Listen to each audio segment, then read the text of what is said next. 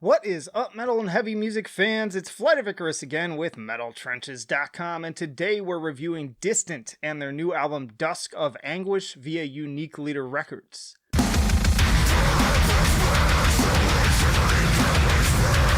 And hey, if you like to be kept up to date with the best and brightest metal bands and albums from the underground and above, then stick with me by hitting that subscribe button down below. Distant is a big, dumb, down-tempo deathcore band from the Netherlands city of Rotterdam, and recommended for fans of bands like Black Tongue and Traitors. The band has dropped a few releases at this point, and Dusk of Anguish is their latest EP featuring 6 songs over just 21 minutes. Now, I've had mixed feelings about Distant, saying of 2019's Tyrannotopia. It's a perfectly serviceable album, but one relatively devoid of any surprises or major personality.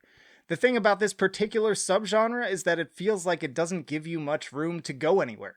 Downtempo definitely turned some heads when the first few bands started doing their thing, but since then it's just been a slew of complete carbon copies. I think that Distant had the capability to step out of the shadow, but it's going to take some major innovation on their part. I'm going to take this one track by track to see how this new release stacks up.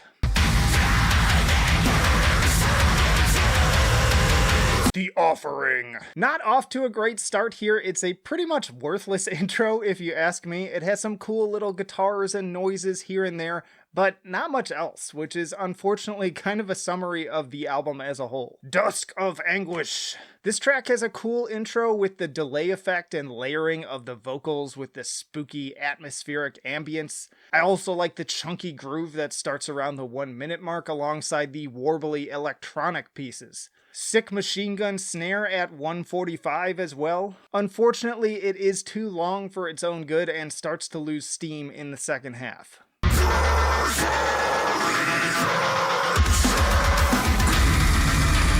The Eternal Lament. Another infectious little groove kicking this one off. If nothing else, this style of music is always great for that hypnotic head bob effect. I appreciate how this one also so abruptly cycles the pacing to keep it from getting truly boring in the first half anyways. But like most of these songs, it could stand to throw in a little surprise towards the middle to actually make it feel like a full-on composition instead of just the deathcore equivalent of drone music. But hey, maybe that's the point.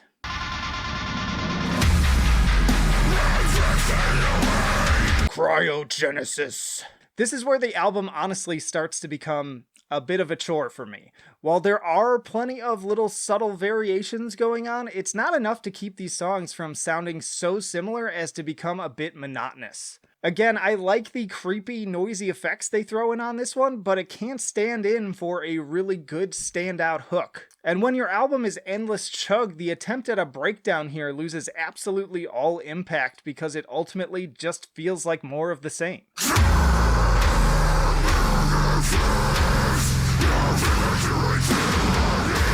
Graveborn. Now, I can already hear the angry keyboard warriors getting their rocks off in the comments section right now about how stupid I look in this mask and other such ad hominem attacks, but I promise you I'm not trying to just be contrarian or edgy in saying that I honestly had so much trouble focusing on this song my first listen that I had to start it over 3 times to give it a fair shot. That's just the honest truth. And I make this point for 2 reasons. One, to reiterate just how repetitive I found the album to be, but also to clarify that I take no joy in shitting on the band's music, or any band's music for that matter. I understand that these are real people who are putting hard work into their passion, which is why I really tried to give this a fair shake with multiple playthroughs at multiple times. I have nothing against this band, and the only reason I choose to cover any band is because something about them interests me, and I feel like Distant have what it takes, even if this isn't an example of them reaching their potential. That said, this song, while heavy for sure, is incredibly generic, and I just think that they can do better. Stop it. Get some help. Ravka. Good start for this one. The creepy little warbly clean guitar is a nice departure from the endless chugs, so it actually got my attention span back on track enough to remain engaged for this closer. Now, it's still nothing particularly special overall, but at least it's different enough to stick out and makes for a pretty ominous way to end the album. I don't remember falling asleep, but I don't seem Summing up my experience overall, sadly, the first words that come to mind are bland, generic, and forgettable. Even after repeat listens, it's honestly hard to recall much afterwards. It's not bad, and in places can actually be plenty enjoyable in the same way that a really dumb action movie can be in the right mood. And God, I love those. I just crave so much more from my deathcore. It lacks the dynamic songwriting and chances taken by other groups I've been enjoying lately, like Cabal, Within Destruction, Shadow of Intent, and Barbarossa. Again, I'm not here to be the hate squad. Buck Nancy, what can I say about that suit that hasn't already been said about Afghanistan? I'll leave that to the Metal Meltdown. I think that from the atmosphere to the sheer crushing heaviness that this band is able to deliver, Distant have it in them to rally for a truly earth-shattering album in the future. And I'm no producer or anything, I'm just an idiot talking to a camera in a mask. But my feeling is that more attention to songwriting and especially hookier and perhaps more technical guitar work would go a long way on its own. But hey, what do I know? I give Dusk of Anguish a 7 for enjoyability. I didn't hate it, but I didn't love it either. It's just kind of a meh experience overall. I give it a 7 for musicianship, bland, repetitive, uninteresting, you gotta step it up.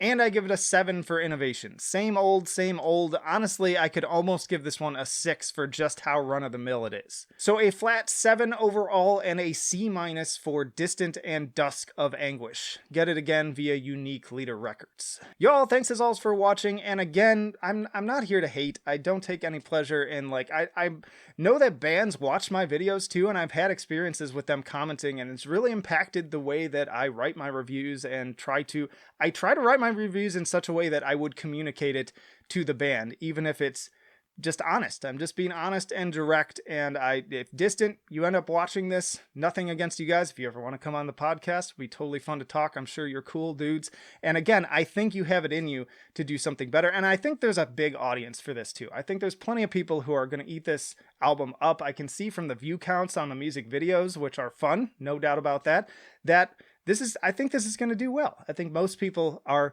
really going to enjoy this, especially if they're just like your average deathcore fan. But me personally, I'd like to see a little bit more. I'd like to challenge you to do something a little bit stronger, step it up. Step it up. That's all I think. And that's just my opinion. But let me know down in the comments, what do you think? Am I right? Am I wrong? Am I being elitist? Am I being too harsh? Or am I right on the money? Do you agree with me? And of course, stick around. I got plenty more videos coming right after this one. More album reviews, interviews with bands on the podcast, tier lists, you name it, we've got it. So plenty of reasons to subscribe if you have not already. You can also chat with us on Discord and support on Patreon. But that'll do it for now. Flight of Icarus signing off. I will see you in the trenches.